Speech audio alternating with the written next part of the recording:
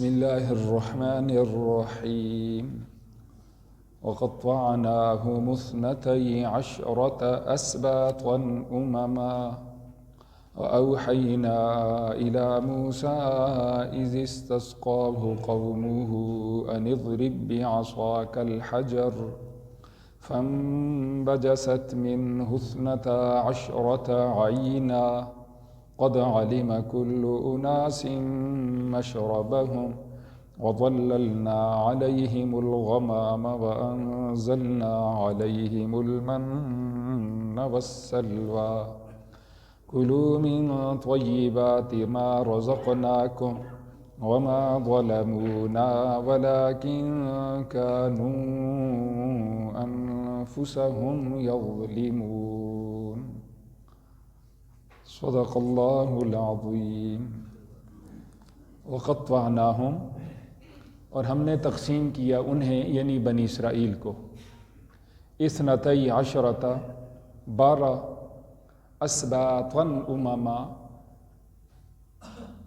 مختلف جماعتوں میں، وأوحینا، اور ہم نے وحی بھیجی الی موسیٰ علیہ السلام کی طرف، اذ استسقاہ، جب پانی مانگا موسیٰ علیہ السلام سے، قومہ، ان کی قوم نے، ان اضرب، یہ کہ اے موسیٰ آپ مارو، بعصاک، اپنی لاٹھی، الحجر، چٹان پر، فانبجست، پس بہہ نکلے، منہ، اس چٹان سے، 12 عینا، 12 چشمے، قد علم، یقیناً پہچان لیا، کل اناس، سب لوگوں نے، مشربہم، اپنے پانی پینے کے گھاٹ کو، وظللنا، اور ہم نے سایہ کیا، علیہم، بنی اسرائیل پر، الغمام، بادلوں کا،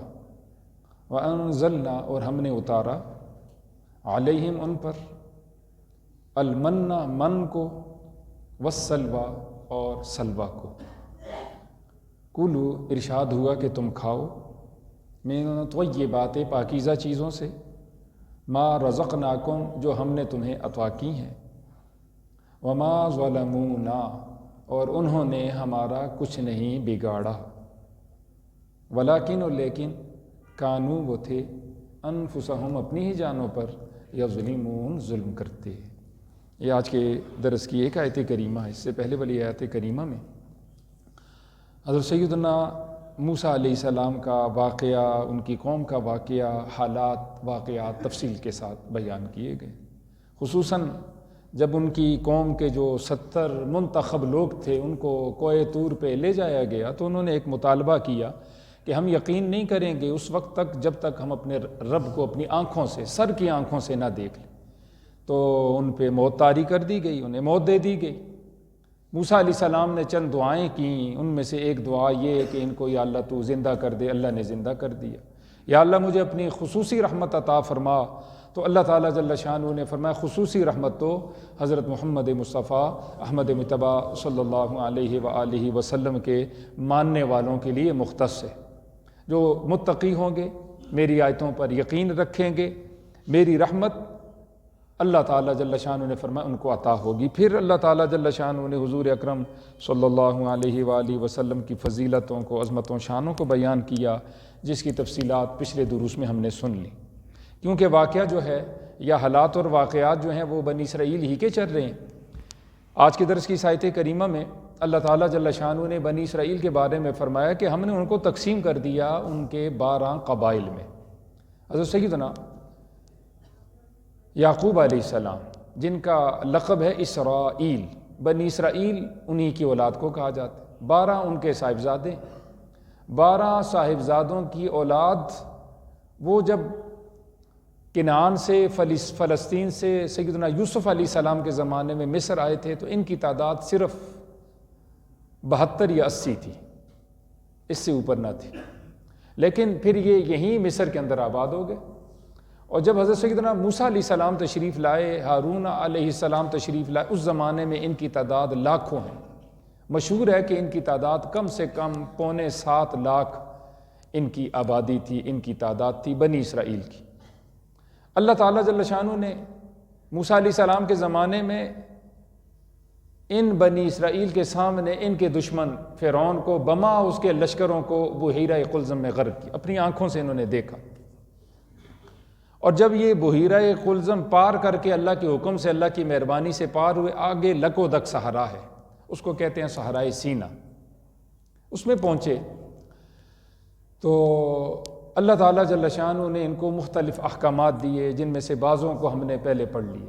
ایک حکم یہ تھا کہ دیکھو اب تمہارا دشمن ہلاک ہو چکا ہے، تم نے پیچھے نہیں جانا مصر، تمہارے لیے اللہ کا حکم ہے، 2 نبی تمہارے اندر موجود ہیں، تمہارا جو اصل علاقہ ہے فلسطین تم جانا چاہ رہے ہو، ایک عرصے سے تمہارا فرعونیت سے مطالبہ تھا کہ ہم فلسطین جانا چاہتے ہیں، اپنے آبائی علاقے میں جانا چاہتے ہیں، ہم ہجرت کی، مہاجر کی زندگی یہاں نہیں گزارنا چاہتے، غلامی کی زندگی۔ وہ علاقے اللہ تمہیں نصیب فرما دے گا، تمہارے اپنا اصل وطن، اپنا تمہارا اصل علاقہ، لیکن ایک شرط ہے، وہاں ایک قوم ہے جس کا نام ہے قوم عمالقہ، بس تم شہر کے دروازے سے داخل ہوگے، وہ طاقتور اور قوت والی قوم ہے، لیکن اللہ تعالیٰ جل شانہ تمہارا اتنا رعب اور دبدبہ ان پہ ڈال دے گا کہ تمہارے داخل ہوتے ہی وہ خوف کی وجہ سے اپنے علاقے خالی کر دیں گے، تمہارے علاقے خالی کر دیں گے۔ جب ان سے یہ کہا گیا تم ایسا کرو، جس کی تفصیلات ہم 6 پارے میں پڑھ چکے سورۃ الانعام، تو انہوں نے کہا اے موسیٰ فاذهب انت وربک فقاتلا انا ہاہنا قاعدون۔ یہ کس طرح ہو سکتا ہے، اتنے طاقتور لوگ، ہم ان کے ساتھ لڑیں؟ ہم تو نہیں لڑ سکتے ان کے ساتھ، اگر یہ کہ ہم داخل ہوں تو اتنی بھی ہماری جرت نہیں۔ ہاں یہ ہو سکتا ہے اگر وہ خود اپنے علاقے خالی کر دیں، پر ہمارے لیے شہر، ہمارے علاقے خود خالی کر کے وہ ہجرت کر کے پہلے چلے جائیں تو وہ ایک قلعہ بات، ورنہ ہم قطعا نہ داخل ہوں گے نہ لڑیں گے۔ آپ جاؤ، آپ جا کے لڑو، آپ کا رب لڑے، ہم یہاں بیٹھنے والے۔ یہ بہت بڑی یقیناً نافرمانی تھی۔ نبی موجود ہیں، جب وعدہ آ رہا ہے، اپنی آنکھوں سے انہوں نے بہت کچھ دیکھا جس کی تفصیلات ہم پیچھے پڑھ چکے ہیں، اس کے باوجود انہوں نے نبیوں کی حکم عدولی کی، تو اللہ تعالیٰ جل شانہ نے سورہ انعام میں فرمایا قال فإنها محرمة عليهم 40 سنة يتيهون في الأرض فلا تأس على القوم الفاسقين۔ اے موسیٰ، میں نے وہ سرزمین ان کے لیے ان کی اس نافرمانی کی وجہ سے 40 سالوں تک حرام قرار دے دی، یہ نہیں داخل ہو سکیں گے اس میں، 40 سال تک اپنے اصل علاقوں میں یہ داخل نہیں ہو سکتے، کیونکہ انہوں نے میری نافرمانی کی۔ اس میں یہ صرف واقعہ نہیں ہے بلکہ میرے آپ کے لیے ایک سبق ہے۔ ظاہراً ہمارے پاس بڑا اختیار ہوتا ہے کہ ہم اللہ کی فرما برداری کریں، لیکن فرما برداری کے بجائے جب ہم نافرمانی کرتے ہیں، فرما برداری پہ ہمارے وعدے، اللہ کے رسول کے وعدے، اللہ کے وعدے ہمارے سامنے ہوتے ہیں، اور جان بوجھ کے ہم اپنے رب کو ناراض کرتے ہیں، اس کا نتیجہ کیا ہوتا ہے؟ حضور نے اس کو بیان فرمایا، جس طرح اس واقعہ میں بھی ہم نے پڑھ لی ہے کہ ان العبد لا يحرم بالرزق بالذنب یصیب، کما قال علیہ الصلوۃ والسلام۔ بندہ بعض اوقات، انسان بعض اوقات اپنے گناہوں کی نحوست کی وجہ سے ان نعمتوں سے محروم ہو جاتا ہے جو اس کے بارے میں لکھی جا چکی۔ یہ نہیں ہے کہ وہ لکھی نہیں جا چکی، جب اللہ نے خود فرما دیا تھا کہ وہ زمین تو تمہارے لیے اللہ نے لکھ دی، تمہاری زمین ہے، بس تم داخل ہو، داخل ہوتے تو وہ مل جاتی، لیکن داخل نہیں ہوئے تو نتیجہ کیا نکلا؟ 40 سال کے بعد جب یہ نسل ختم ہو گئی، دونوں پیغمبر بھی دنیا سے رخصت ہو گئے، اگلی نسل آئی، نئی نسل، ان کی اولادیں، اور ان کے اندر اتنی قوت طاقت پیدا ہوئی، 40 سال کے بعد دوبارہ داخل ہوئے۔ اگلی آیت کریمہ میں ہم پڑھیں گے تو اللہ نے وہ سرزمین کو عطا فرما دی۔ اس کی اگر مزید تفصیل عرض کروں تو حضور نے اس کو یوں بیان فرمایا، اللہ فرماتا ہے، حدیث قدسی حضور نے بیان فرمایا، انی اذا اوتیت رضیت واذا رضیت بارکت واذا بارکت ولیس لبرکتی نہایہ۔ فرمایا جب میری اطاعت ہوتی ہے میں راضی ہو جاتا ہوں، میں راضی ہو جاتا ہوں، میں برکتیں دیتا ہوں، اور جب میں برکتیں دیتا ہوں تو میری برکت کی، رحمت کی کوئی انتہا نہیں ہوتی، اس کا کوئی ٹھکانہ ہی نہیں ہوتا، اس کا کوئی ساحل ہی نہیں ہوتا، اس کا کوئی کنارہ ہی نہیں ہوتا۔ یہ میرے آپ سب کے لیے۔ اس کا الٹ فرمایا اللہ نے، حدیث قدسی ہے، حضور فرما رہے ہیں وَإِنِّي إِذَا عُصِيتُ غَضَبْتُ وَإِذَا غَضَبْتُ لَعَنْتُ وَلَعْنَتِي تبلغ سابع من الولد او کما قال علیہ الصلوۃ والسلام۔ فرمایا جب میری نافرمانی ہوتی ہے تو میں ناراض ہو جاتا ہوں، جب میں ناراض ہو جاتا ہوں تو میری لعنت نازل ہوتی ہے، اور جب میری لعنت نازل ہوتی ہے تو وہ 7 پشتوں تک چلتی رہتی ہے، صرف ایک نسل متاثر نہیں ہوتی۔ کدھر تک چلتی ہے جی؟ 7 پشتوں تک۔ اللہ میرے آپ کی حفاظت فرما دے۔ یہاں اللہ تعالیٰ جل شانہ نے فرمایا کہ میں نے ان کو حکم دیا تھا، انہوں نے کوئی خیال نہ رکھا، تو اللہ تعالیٰ جل شانہ نے اس سرزمین کو ان کے لیے 40 سالوں کے لیے حرام قرار دے دیا۔ یہاں دیکھیے اللہ تعالیٰ جل شانہ کے ارشاد مبارک ہے وَقَطَّعْنَاهُمْ، ہم نے ان کو تقسیم کر دیا، اثنتئی عشرۃ اسباطا امما، مختلف 12 فرقوں میں، جماعتوں میں، گروہوں میں، پارٹیوں میں، کیونکہ حضرت سیدنا یعقوب علیہ السلام کے 12 بیٹے، آگے جو نسل چلی تو وہ 12 بڑے خاندان بن گئے، اب ان کی تعداد لاکھوں ہے۔ اسباط یہ سبطن کی جمع ہے۔ حضور نے ترمذی شریف کی روایت ہے، اپنے نواسے حضرت سیدنا امام حسین رضی اللہ تعالیٰ عنہ کے بارے میں فرمایا حسین سبط من الاسباط او کما قال علیہ الصلوۃ والسلام، کہ یہ میرا جو نواسہ ہے حسین، یہ خاندانوں میں سے ایک بڑا خاندان ہے۔ خاندانوں میں سے کیا ہے؟ ایک بڑا خاندان۔ کیا مطلب؟ اس سے علماء یہ، ہمارے علماء یہ مطلب اخذ کرتے ہیں کہ کچھ ظالم وہ ارادہ نیت کریں گے کہ میں ان کا نام و نشان مٹا دوں، لیکن اللہ تعالیٰ جل شانہ اپنے فضل و کرم سے ان کی ذریت کو ساری دنیا میں پھیلا دیں گے۔ ایک صاحبزادہ بچ گیا صرف ظالموں کے ہاتھ سے، اس سے اللہ نے نسل چلائی، اور اتنی چلائی ساری دنیا میں آپ کو سید ملیں گے۔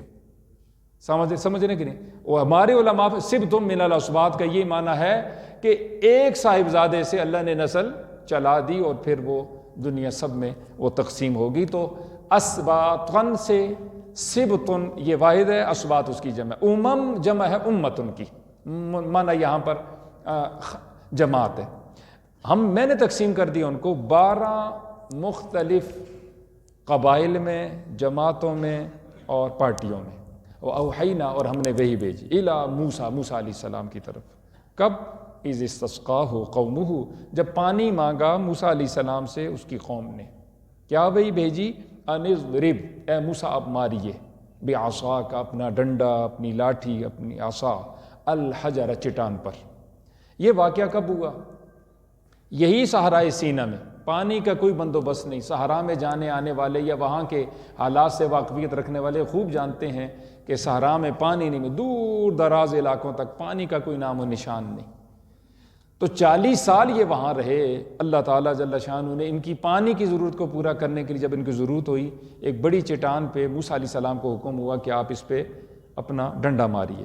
فانبجست، پس بہہ نکلے، منہ، اس چٹان سے، اثنتا عشرۃ عینا، 12 چشمے۔ خاندان 12 تھے، جھگڑا نہ ہو اور ان میں کوئی مسئلہ نہ ہو، اللہ تعالیٰ جل شانہ نے اس چٹان سے 12 چشموں کو جاری فرما دیا، اور یہ 40 سال تک سلسلہ رہا۔ یہ ایک وقت کے لیے نہیں، لگاتار چشمے پھوٹے اور وہ پھوٹتے ہی چلے گئے۔ اللہ فرماتے ہیں قد علم، یقیناً ہر ایک نے یقیناً پہچان لیا، کل اناس، سب لوگوں نے، سب قبائل والوں نے، مشربہم، اپنے پانی پینے کے گھاٹ کو۔ مشرب کہتے ہیں جہاں سے پانی پیا جاتا ہے، ضرورت کے لیے اٹھایا جاتا ہے، لیا جاتا ہے۔ پانی کا مسئلہ تو یہ حل ہو گیا۔ دوسرا مسئلہ تھا کہ 40 سال تک انہوں نے یہاں رہنا ہے، تو صحرا کی گرمی بڑی مشہور ہے، تپتی ہوئی ریت۔ جب سورج کی ڈائریکٹ شعاعیں صحرا پہ پڑتی ہیں تو اوپر سے بھی آگ اور نیچے ریت، وہ بھی ایک تندور کا منظر پیش کرتی ہے اور سخت گرم ہو جاتی ہے۔ تو یقیناً یہاں زندگی بڑی مشکل تھی، پانی کے بغیر اور سائے کے بغیر۔ اللہ نے مہربانی فرمائی، اللہ فرماتے ہیں وَظَلَّلْنَا، ہم نے سایہ کیا، علیہم، ان پر، الغمامہ، بادلوں کا۔ دن کو بادل ہوتے، اور بادل اس انداز سے ہوتے جہاں جہاں یہ موجود ہیں، لاکھوں کی تعداد میں، گویا کہ نیچے اے سی لگا ہوا ہے اور ان کو کوئی گرمی نہیں، کوئی مسئلہ نہیں۔ اللہ کی کتنی مہربانی ہوئی، اور ہمیشہ اسی طرح ہوتا کہ ان کی اس ضرورت کو اس انداز سے حق تعالیٰ جل شانہ نے اپنی قدرت سے پورا فرمایا۔ تیسرا بڑا مسئلہ تھا ان کے کھانے پینے کا۔ کھانے پینے میں ضرورت ہے لخمیات کی بھی، اور کھانے پینے کے اندر ضرورت ہے شکر کی بھی۔ اللہ تعالیٰ جل شانہ فرماتے ہیں وَأَنزَلْنَا عَلَيْهِمُ الْمَنَّ، ہم نے اتارا ان پر من کو، والسلوى اور سلوہ کو، من اور سلوہ کا لفظ ہم عام طور پر سنتے رہتے ہیں لیکن بہت کم لوگوں کو اس کی تفسیر کا پتہ ہے کہ من اور سلوہ کیا ہے۔ من کا اردو میں جو معنی ہے ترنجبین، ترنجبین کا معنی یہ ہے میٹھی رنگ کی سفید قسم کی، جس طرح برف ہے اس طرح کی ایک چیز۔ یہ رات کو آسمانوں سے جس طرح بارش آتی ہے، برف ہوتی ہے، یہ نازل ہو جاتی اور یہ پھر یہ جمع کر لیتے اور میٹھے کی اپنی ضرورت کو اس انداز سے پورا کرتے۔ یہ 40 سال تک، ایک دن کی بات نہیں۔ اگر بادشاہ وقت ہوتے اس زمانے کے 40 سال ان کے لیے بندوبست کرنا ہوتا کتنا مشکل ہو جاتا۔ اللہ نے اپنے فضل و کرم سے یوں ان کی شکر کی ضروریات کو پورا فرمایا۔ والسلوہ، سلوہ کا معنی بٹیر۔ شام کو ان کے خیموں کے پاس جہاں یہ موجود تھے بٹیر جمع ہو جاتے اور جتنا ان کا جی چاہتا بڑے آرام سکون سے ان کو پکڑتے، ذبح کرتے اور اپنی گوشت کی ضروریات کو وہ پورا کرتے۔ 40 سال تک لگاتار یہ سلسلہ چلتا رہا۔ اللہ کے فضل و کرم سے ان کے کھانے کا پینے کا بندوبست ہوگا، سائے کا بندوبست ہو گیا اور اللہ نے چشموں کا نظام جاری فرما دیا، حکم ہوا کلو کھاؤ من طیبات پاکیزہ چیزوں سے ما رزقناکم جو ہم نے تمہیں عطا کی۔ ایک مسئلہ جو علماء فرماتے ہیں کہ رات کو جب اندھیرا ہو جاتا تو ان کے اندھیرے کا اللہ نے بندوبست یوں کیا تاکہ ان کے لیے اندھیرے میں کوئی مسئلہ نہ ہو کہ آسمان سے ایک لائٹ آ جاتی اور اتنی وہ بڑی لائٹ تھی کہ تمام علاقوں میں جہاں جہاں یہ موجود تھے روشنی کا بندوبست ہوتا۔ ان کے لیے کوئی مشکل نہ ہوتی، کوئی پریشانی نہ ہوتی کہ جی رات کی تاریکی میں اندھیرے میں ان کے لیے کوئی پریشانی نہ ہو۔ یوں اللہ نے ان کی ضرورتوں کو پورا کیا۔ فرمایا اس کے باوجود وما ظلمونا، وما ظلمونا انہوں نے ہمارا کوئی نقصان نہیں کیا، ہمارا کچھ نہیں بگاڑا۔ جو ترجمے کا ذوق شوق رکھتے ہیں غور فرمائیں، واو کا مطلب ہے اور، ماں کا مطلب ہے نہیں، ظلمو کا مطلب ہے انہوں نے بگاڑا نہ ہمارا، تو معنی یہ نکلے گا انہوں نے ہمارا کوئی نقصان نہیں کیا۔ اس کا عام طور پر جو لوگوں سے میں سنتا رہتا ہوں وہ معنی کرتے ہیں جی وما ظلمونا، ہم نے کوئی ظلم نہیں کیا۔ کیا معنی کرتے ہیں جی؟ ہم نے کوئی ظلم، اس کا یہ معنی قطعا نہیں۔ وہ ظلمنا کا معنی ہے، ہم نے وما ظلمنا، ہم نے ظلم نہیں کیا۔ وما ظلمنا کا معنی کیا ہے؟ ہم نے کوئی ظلم، ظلمو ظلمونا یہ جمع مذکر ماضی کا صیغہ ہے، معنی یہ ہوگا انہوں نے نہیں بگاڑا، انہوں نے نقصان نہیں کیا نہ ہمارا۔ اس کا یہ معنی ہوگا، کبھی بھول کے بھی اس کا غلط ترجمہ نہ کریں نادانی سے اور ناسمجھی سے۔ تو معنی یہ نکلے گا انہوں نے ہمارا کوئی نقصان نہیں کیا، لیکن کانو وہ تھے انفسہم اپنی جانوں پر یظلمون ظلم کرتے۔ ان کو کہا گیا ذخیرہ نہیں کرنا، انہوں نے ذخیرہ کیا۔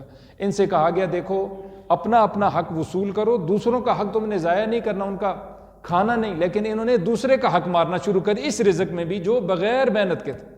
ایک تو یہ انسان اپنی جان لڑائے، صلاحیتیں لگائے اور پھر جسم کمزور ہو جائے، سفید بال ہو جائیں، ہاتھ پاؤں بیچارے کے وہ کام کرنے کی وجہ سے وہ پہچانے جاتے ہیں کہ بیچارہ کمائی کر کر کر کر کر کس کا بیڑا غرق۔ ایک وہ ہے کہ بزرگوں کی طرف سے وراثت میں ملا اور بس حساب بزرگوں نے دینا ہے، اس کے نصیب میں آ گیا، بس یہ اتنے زمین آ گئی جی، اتنے کنال آ گئی، اتنے مربے آ گئے، مارکیٹ آ گئی، دکان مکان۔ اس میں تو انسان کا دل بڑا ہونا چاہیے، میں نے تو کوئی کمائی نہیں کی، اللہ کی طرف سے مجھے ملا ہے، بہن کا حصہ دے دوں، ماں کا حصہ دے دوں، بھائی کا حصہ دے دوں، ایک ایک فٹ کی وجہ سے گردنیں اتارنے کی، جھگڑے کرنے کی ضرورت کیا ہے؟ ویسے بھی نہیں کرنا چاہیے، لیکن جو اللہ نے بغیر محنت کے دے دی اس میں تو جھگڑا کرنے کی ضرورت ہی کوئی نہیں۔ ان کو اللہ تعالیٰ جل شانہ نے بغیر محنت کے ساری چیزیں عطا فرمائیں، لیکن پھر بھی ان کو کہا گیا ذخیرہ اندوزی نہیں کرنا۔ روزانہ ملتا تھا لیکن پھر بھی ذخیرہ اندوز تھے، روزانہ ملتا تھا بغیر محنت کے ملتا تھا لیکن پھر بھی کیا کرتے تھے؟ وہ دوسرے کا حق دباتے تھے، مارتے تھے۔ تو اللہ نے فرمایا انہیں اپنی جانوں پر ظلم کیا، ہمارا کوئی نقصان نہیں کیا۔ اللہ سے دعا ہے اللہ تعالیٰ جل شانہ ان کی جتنی غلطیاں تھیں مجھے آپ کو ان تمام غلطیوں سے بچنے کی توفیق نصیب